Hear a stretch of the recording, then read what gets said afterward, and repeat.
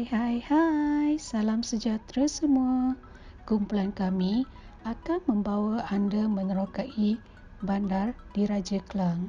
Tapi, apa yang pula istimewa dan menariknya daerah Kelang ini?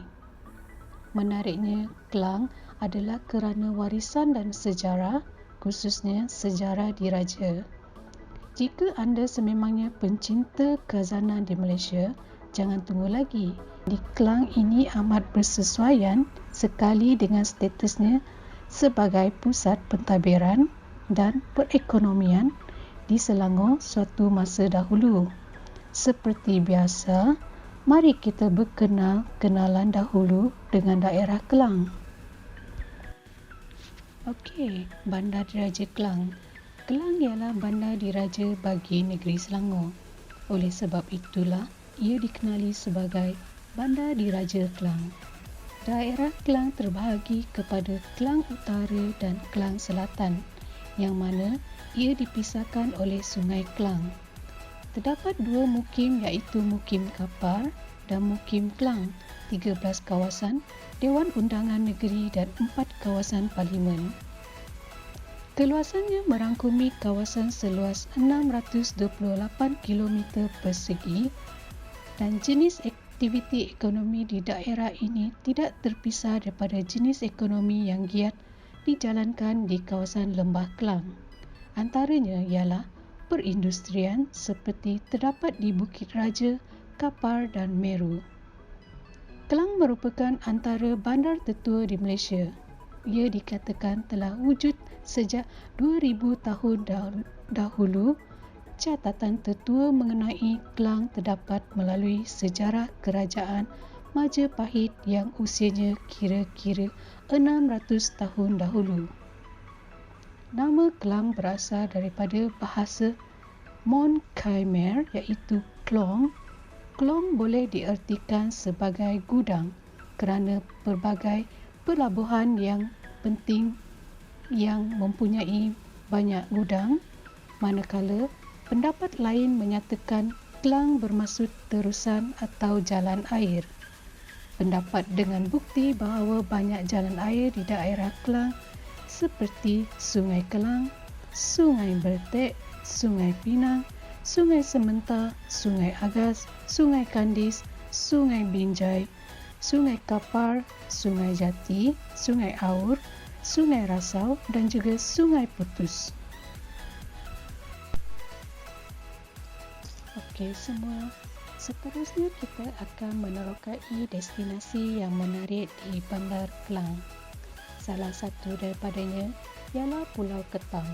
Pulau Ketam ialah sebuah pulau kecil yang terletak berdekatan dengan Pelabuhan Kelang, Selangor.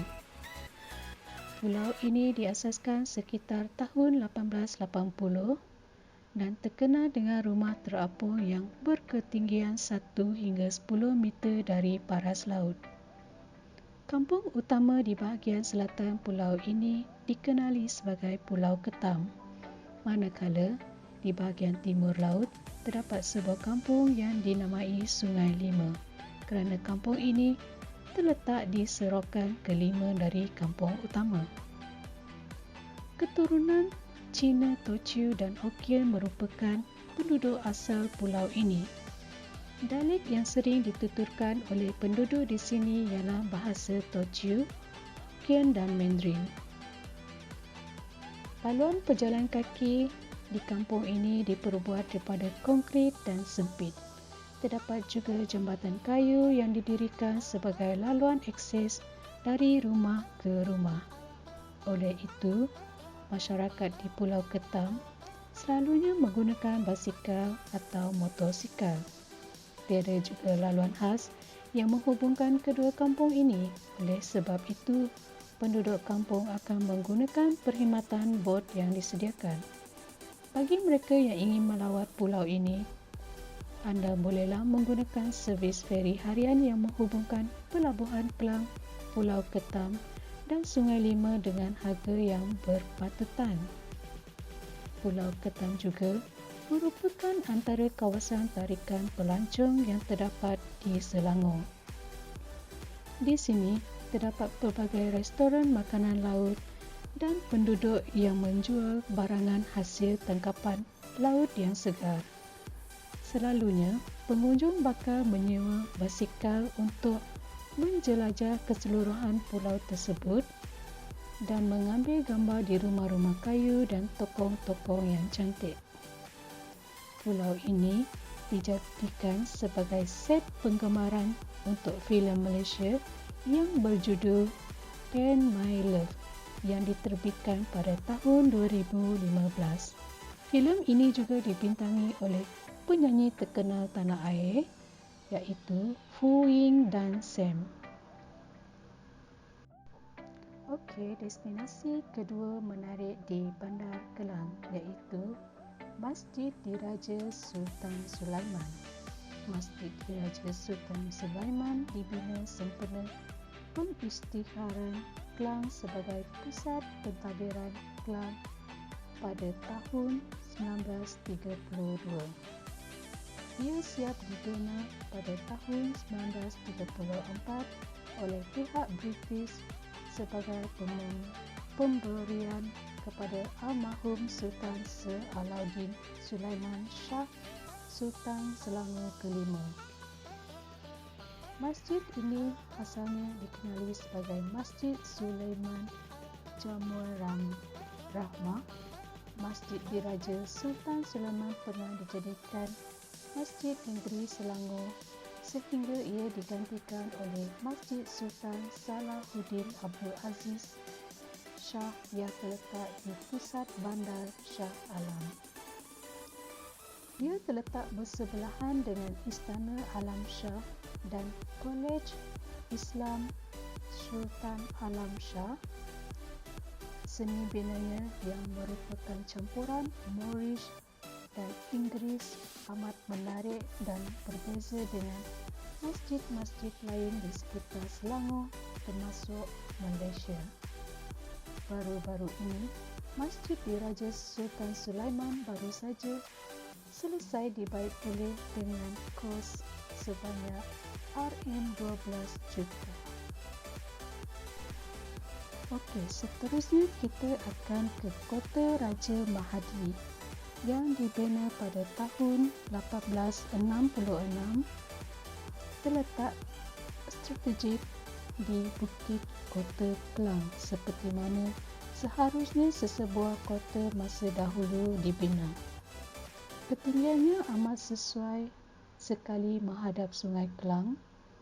Kota Raja Mahadi ini merupakan peninggalan saksi bisu sejarah daerah Kelang.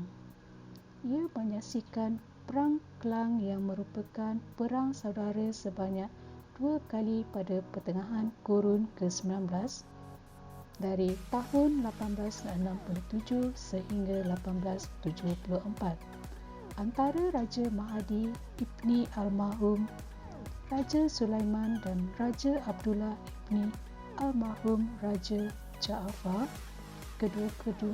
Kedua-duanya ingin merebut kuasa bagi hak ke atas Sungai Kelang dan kawasan sekitar tebingnya.